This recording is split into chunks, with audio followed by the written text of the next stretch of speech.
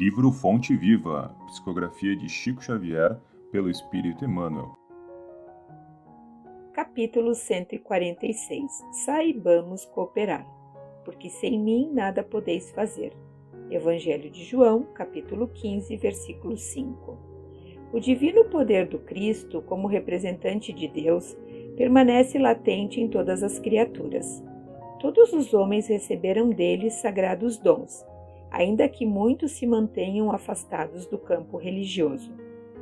Referimos-nos aqui, porém, aos cultivadores da fé, que iniciam o esforço laborioso e longo da descoberta dos valores sublimes que vibram em si mesmos.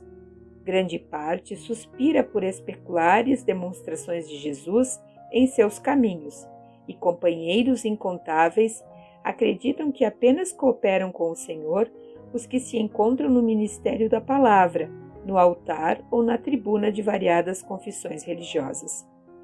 Urge, entretanto, retificar esse erro interpretativo. O Senhor está conosco em todas as posições da vida.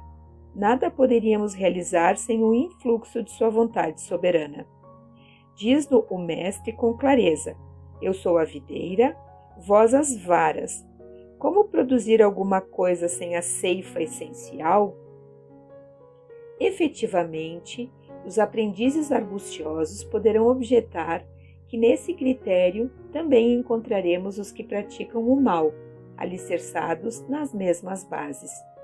Respondendo, consideraremos somente que semelhantes infelizes enxertam cactos infernais na videira divina, por conta própria, pagando elevado preço perante o governo do universo.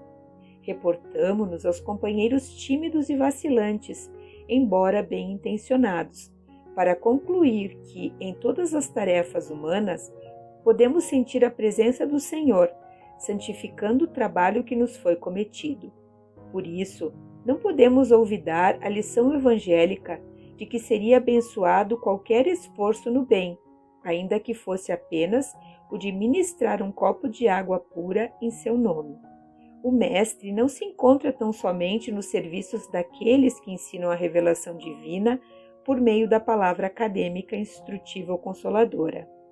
Acompanha os que administram os bens do mundo e os que obedecem às ordenanças do caminho, concorrendo na edificação do futuro melhor, nas organizações materiais e espirituais.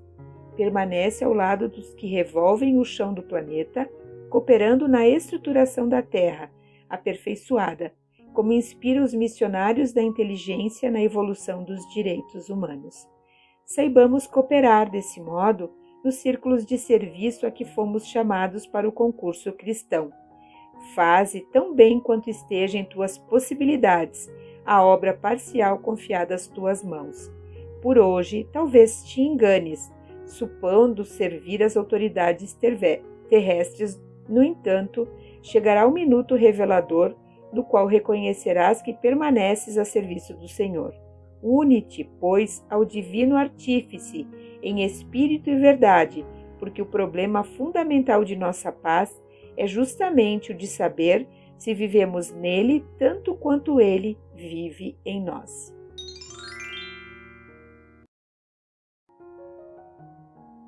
Capítulo 147.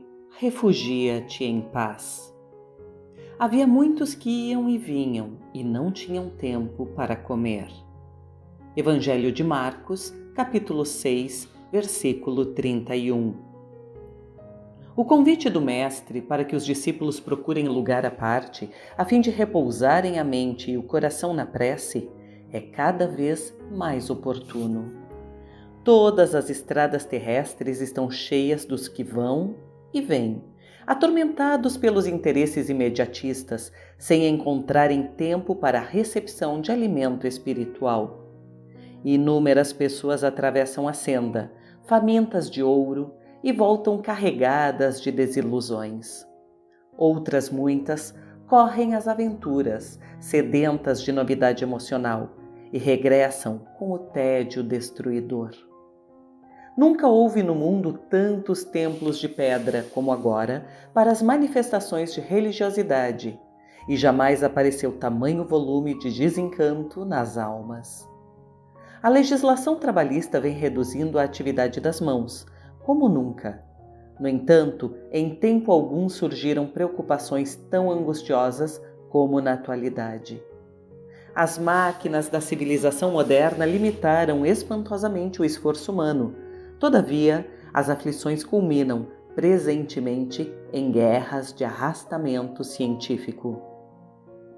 Avançou a técnica da produção econômica em todos os setores, selecionando o algodão e o trigo por intensificar-lhes as colheitas. Mas, para os olhos que contemplam a paisagem mundial, jamais se verificou entre os encarnados tamanha escassez de pão e vestuário.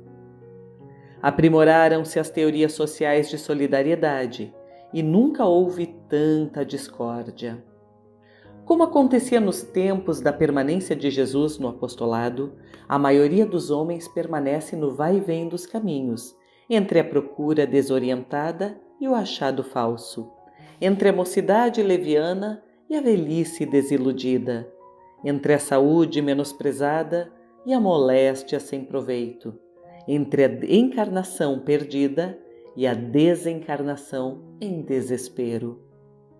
Ó, meu amigo, se adotaste efetivamente o aprendizado com o Divino Mestre, retira-te em um lugar à parte e cultiva os interesses de tua alma. É possível que não encontres o jardim exterior que facilite a meditação, nem algum pedaço de natureza física onde repouses do cansaço material. Todavia, penetra o santuário dentro de ti mesmo. Há muitos sentimentos que te animam há séculos, imitando, em teu íntimo, o fluxo e o refluxo da multidão. Passam apressados de teu coração ao cérebro e voltam do cérebro ao coração, sempre os mesmos, incapacitados de acesso à luz espiritual. São os princípios fantasistas de paz e justiça, de amor e felicidade que o plano da carne te impôs. Em certas circunstâncias da experiência transitória, podem ser úteis, entretanto, não vivas exclusivamente ao lado deles. Exerceriam sobre ti o cativeiro infernal. Refugia-te no templo à parte, dentro de tua alma, porque somente aí encontrarás as verdadeiras noções da paz e da justiça, do amor e da felicidade reais, a que o Senhor te destinou. Capítulo 148. O herdeiro do Pai. A quem constitui herdeiro de tudo, por quem fez também o mundo. Carta de Paulo aos Hebreus, capítulo 1, versículo 2. Cede aos poderes humanos respeitáveis o que lhes cabe por direito lógico da vida, mas não te esqueças de dar ao Senhor o que lhe pertence. Esta forma conciliadora do Evangelho permanece, ainda, palpitante de interesse para o bem-estar do mundo. Não convém concentrar em organizações mutáveis do plano carnal todas as nossas esperanças e aspirações. O homem interior renova-se diariamente. Por isso, a ciência que lhe atende às reclamações nos minutos que passam não é a mesma que o servia nas horas que se foram, e a do futuro será muito diversa daquela que o auxilia no presente. A política do pretérito deu lugar à política das lutas modernas. Ao triunfo sanguinolento dos mais fortes, ao tempo das selvagerias sem peias, seguiu-se a autocracia militarista. A força cedeu à autoridade, a autoridade ao direito. No setor das atividades religiosas, o esforço evolutivo não tem sido menor. Em vista de semelhantes realidades, por que te apaixonas com tanta veemência por criaturas falíveis e programas transitórios? Os homens de hoje, por mais veneráveis, são herdeiros dos homens de ontem, empenhados na luta gigantesca pela redenção de si mesmos. Poderão prometer maravilhosos reinados de abastança e paz, liberdade e harmonia.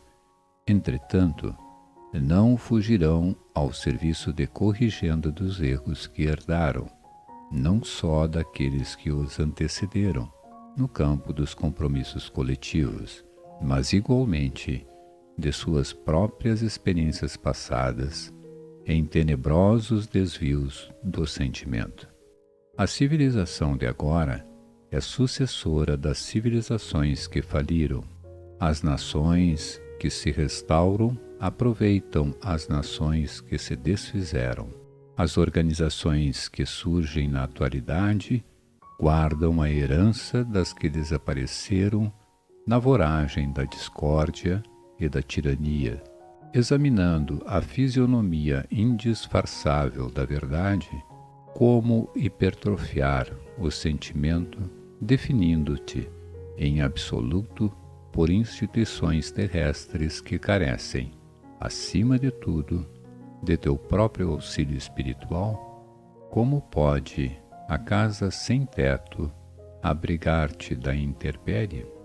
A planta do arranha-céu, inteligentemente traçada no pergaminho, ainda não é a construção mantenedora da legítima segurança. Não existem, pois, razões que justifiquem os tormentos dos aprendizes do Cristo, angustiados pelas inquietudes políticas da hora que passa.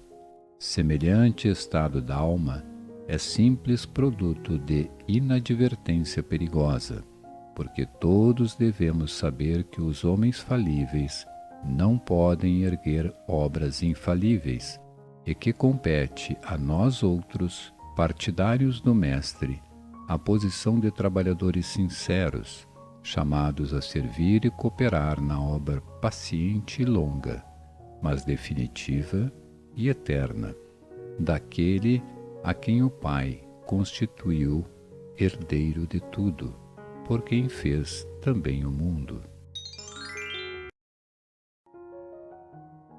Capítulo 149. No culto à prece. E, tendo eles orado, tremeu o lugar onde estavam reunidos, e todos ficaram cheios do Espírito Santo. Atos dos Apóstolos, capítulo 4, versículo 31. Todos lançamos em torno de nós forças criativas ou destrutivas, agradáveis ou desagradáveis ao círculo pessoal em que nos movimentamos. A árvore alcança-nos com a matéria sutil das próprias emanações. A aranha respira no centro das próprias teias. A abelha pode viajar intensivamente, mas não descansa a não ser nos compartimentos da própria colmeia. Assim também o homem vive no seio das criações mentais a que dá origem. Nossos pensamentos são paredes em que nos enclausuramos ou asas com que progredimos na ascese. Como pensas, viverás. Nossa vida íntima, nosso lugar. A fim de que não perturbemos as leis do universo, a natureza somente nos concede as bênçãos da vida de conformidade com as nossas concepções. Recolhe-te e enxergarás o limite de tudo o que te cerca. Expande-te e encontrarás o infinito de tudo que existe. Para que nos elevemos com todos os elementos de nossa órbita, não conhecemos outro recurso além da oração, que pede luz, amor e verdade. A prece, traduzindo a aspiração ardente de subida espiritual através do conhecimento e da virtude, é a força que ilumina o ideal e santifica o trabalho. Narram os atos que, havendo os apóstolos orado, tremeu o lugar em que se encontravam e ficaram cheios do Espírito Santo. Iluminou-se-lhes o anseio de fraternidade, engrandeceram-se-lhes as mentes congregadas em propósitos superiores e a energia santificadora felicitou-lhes o espírito. Não ouvides, pois, que o culto à prece é marcha decisiva. A oração renovar-te-á para a obra do Senhor, dia a dia, sem que tu mesmo possas perceber. Capítulo 150. A oração do justo. A oração, feita por um justo, pode muito em seus efeitos. Evangelho de Tiago, capítulo 5, versículo 16. Considerando as ondas do desejo, em sua força vital, todo impulso e todo anseio constituem também orações que partem da natureza. O verme, que se arrasta com dificuldade, no fundo, está rogando recursos de locomoção mais fácil. A loba, cariciando o filhotinho, no imo do ser, permanece implorando lições de amor que lhe modifiquem a expressão selvagem. O homem primitivo, adorando o trovão, nos recessos da alma, pede explicações da divindade, de maneira a educar os impulsos de fé. Todas as necessidades do mundo, traduzidas no esforço dos seres viventes, valem por súplicas das criaturas ao Criador e Pai. Por isso mesmo, se o desejo do homem bom é uma prece, o propósito do homem mau ou desequilibrado é também uma rogativa. Ainda aqui, porém, temos a lei da densidade específica. Atira uma pedra ao vizinho e o projétil será imediatamente atraído para baixo. Deixa cair algumas gotas de perfume sobre a fronte de teu irmão, e o aroma se espalhará na atmosfera. Liberta uma serpente, e ela procurará uma toca. Solta uma andorinha, e ela buscará a altura. Minerais, vegetais, animais e almas humanas estão pedindo habitualmente, e a providência divina, através da natureza, vive sempre respondendo. Há processos de solução demorada e respostas que levam séculos para descerem dos céus à terra. Mas, de todas as orações que se elevam para o alto, o apóstolo destaca a do homem justo, como sendo revestida de intenso poder. É que a consciência reta, no ajustamento à lei, já conquistou amizades e intercessões numerosas. Quem ajunta amigos, amontoa amor. Quem amontoa amor, acumula poder.